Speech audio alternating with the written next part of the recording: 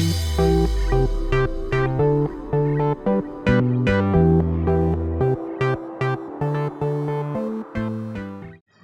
Everyone, welcome to মমিতার রান্নাঘর।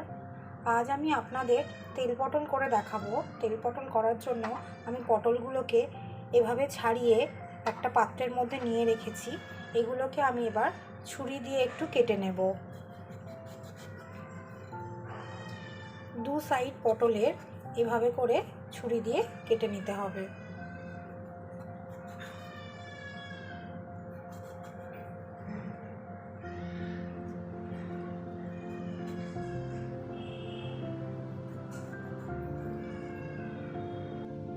এবার গ্যাসের ওপর একটা পাত্রকে গরম করতে বসিয়ে দিয়েছি।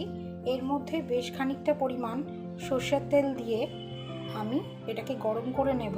তার মধ্যে আমাকে পটলটা ভাজতে হবে। পটলগুলোর মধ্যে একটু নুন আর একটু হলুদের গুঁড়ো মাখিয়ে রেখে দেব।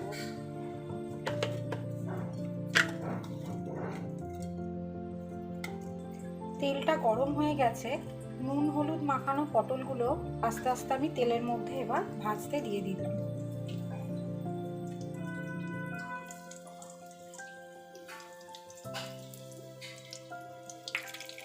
পটলগুলোকে কিন্তু লাল করে দুটো দিক ভালো করে ভেজে নিতে হবে।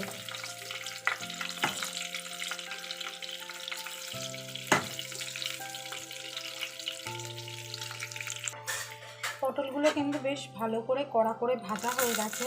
অলমোস্ট কিন্তু সেদ্ধ হয়ে গেছে পটলগুলো। এবার আমি পটলগুলোকে আস্তে আস্তে করে একটা পাত্রের মধ্যে তুলে নেব।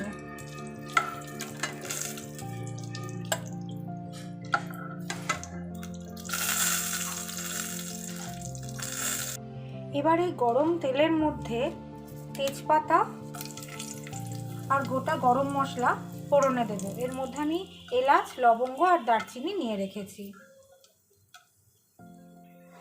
এতে 1 চামচ পরিমাণ আদার পেস্ট দিয়ে দেব। তার সাথে দেব 1 চামচ পরিমাণ জিরের গুঁড়ো, 1 চামচ পরিমাণ লঙ্কার গুঁড়ো, স্বাদ মতন নুন আর হলুদের গুঁড়ো, পরিমাণ মতন হলুদের গুঁড়ো দিয়ে এটাকে আমি ভালো করে কষিয়ে নেব।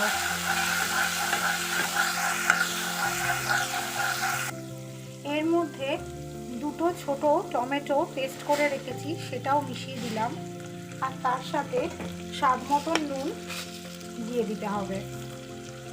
দিয়ে এটাকে আমি এবার ভালো করে কষিয়ে নেব। এর মধ্যে কিছু চেরা কাঁচা লঙ্কাও মিশিয়ে দেব। মশলাটা কষাতে কষাতে বেশ তেলটা ছেড়ে এসছে। এবার আমি এর মধ্যে খুব সামান্য পরিমাণ জল মিশিয়ে দেব। খুব সামান্য ঘরের মশলা দিয়েই কিন্তু রেসিপিটা তৈরি হয়ে যায়। এটা রান্না করতে খুব বেশি কিছু মশলা লাগে না। ঘরে আমাদের যা মশলা আছে তা দিয়েই কিন্তু বেশ সুস্বাদু এই তেল পটল তৈরি হয়ে যায়। এবার এটা একটু ফুটে উঠলেই আমি এর মধ্যে ভাজা পটলগুলো মিশিয়ে দেব। মশলাটা বেশ ফুটে উঠেছে। এবার আমি ভেজে রাখা পটলগুলো এর মধ্যে মিশিয়ে দেব।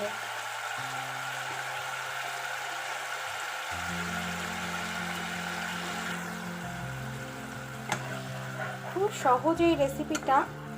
আপনাদের যদি ভালো লাগে আমার এই চ্যানেলটিকে অবশ্যই সাবস্ক্রাইব করে যাবেন।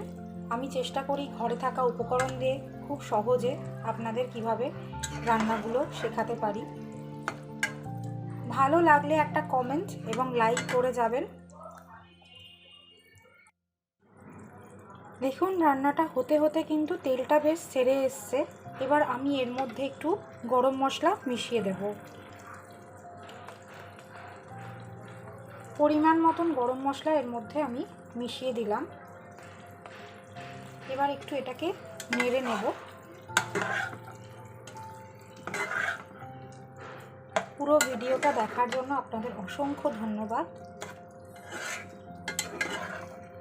পরিবেশনের জন্য কিন্তু একদম রেডি হয়ে গেছে আজকের তেল পটল।